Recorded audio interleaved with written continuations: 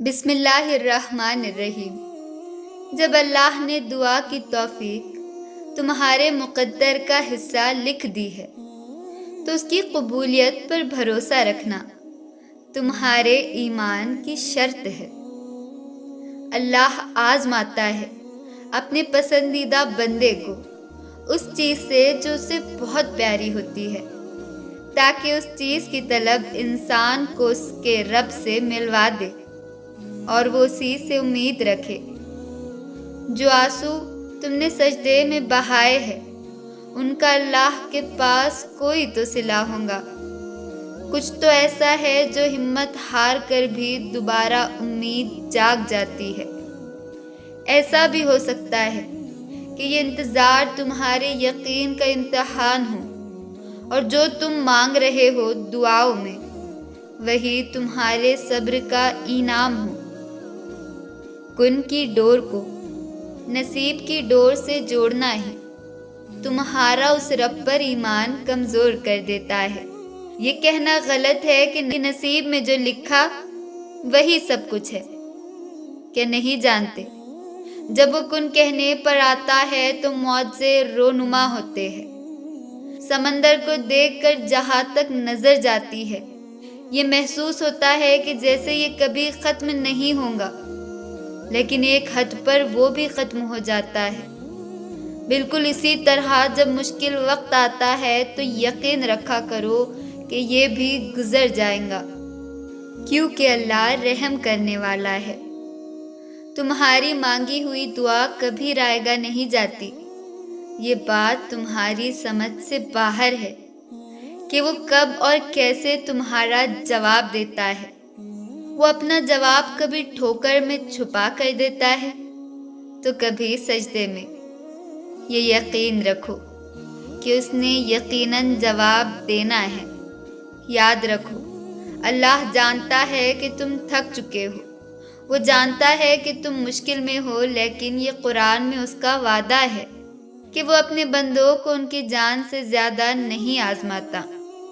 جس نے یہ مشکل وقت دکھایا ہے، یقین رکھو تمہیں حالات سے لڑنا بھی وہی سکھائے گا۔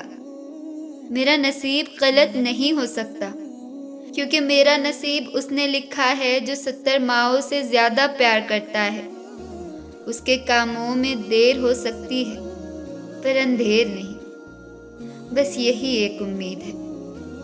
اگر نصیب کا لکھا سب کچھ ہوتا تو اللہ تمہیں اپنی خواہش کو مانگنے کے لیے دعا کا راستہ نہ دکھاتا۔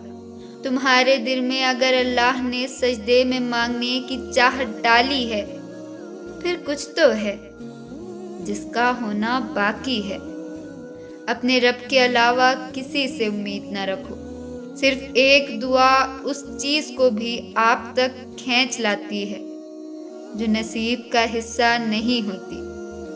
اللہ تمہاری زبان کو مانگنے کی ہمت تب دیتا ہے جب وہ تمہاری دعاؤں پہ راضی ہونا چاہتا ہے۔ صبر کی انتہا تم نے کرنی ہے، باقی معجزوں کی انتہا کے لیے اللہ ہے۔ گھبراؤ مت، یقیناً خدا کی مدد بہت قریب ہے۔ اللہ کی محبت ٹوٹے ہوئے دلوں کے لیے شفا سے کم نہیں ہے۔ ممکن ہے کہ تمہارا صبر تمہیں اس مقام پر لے جائے جہاں تم صرف سوچو اور تمہیں نواز دیا جائے۔